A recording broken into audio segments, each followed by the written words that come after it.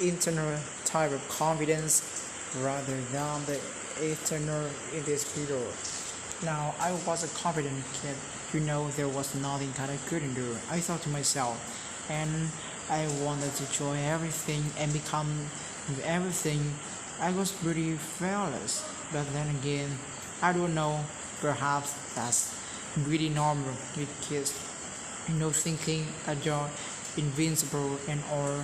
And also, I was 100% confidence that I was hammered grancer, so I guess that played a part of it.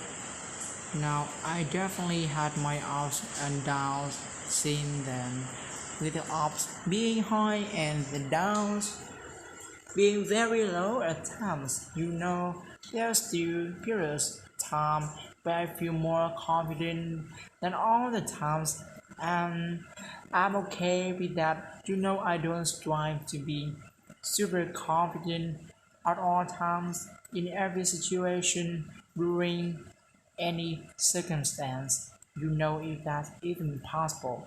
My most thing, I don't want to feel plans, and in order to get there, it's been valuable for me to understand when is that I feel confident and why I might feel more confident during certain times compared to others. What are the contributing?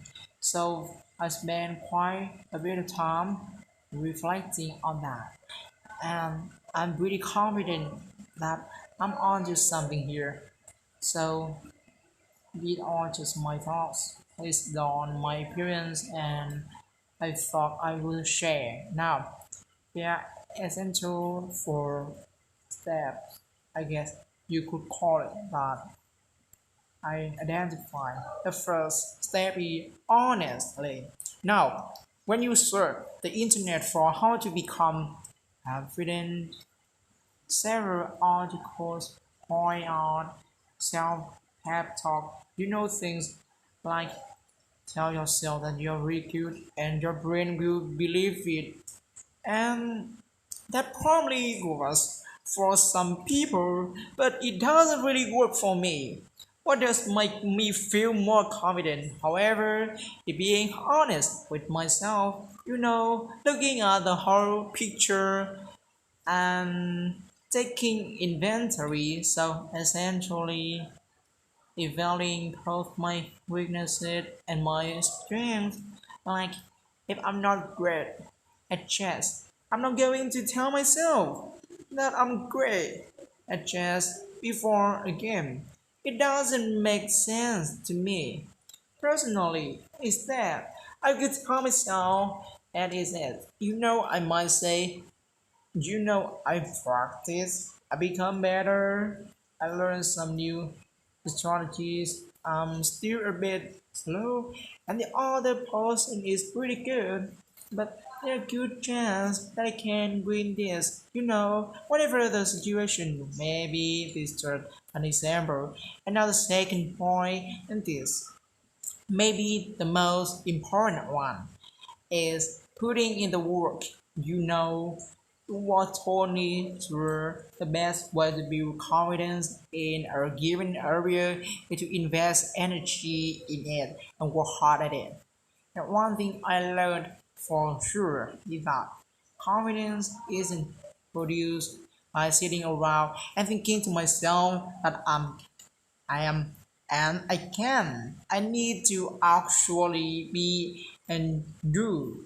For example, if I feel uncomfortable in social settings, sitting at home all day, replaying the topics that I'm planning on bringing up next time I'm at a party doesn't boost my confidence. It might temporarily make me feel more prepared, but prepared that only get me so far. What is going to generate that confidence is actually exposing myself to those situations again and again and again, and to do my best.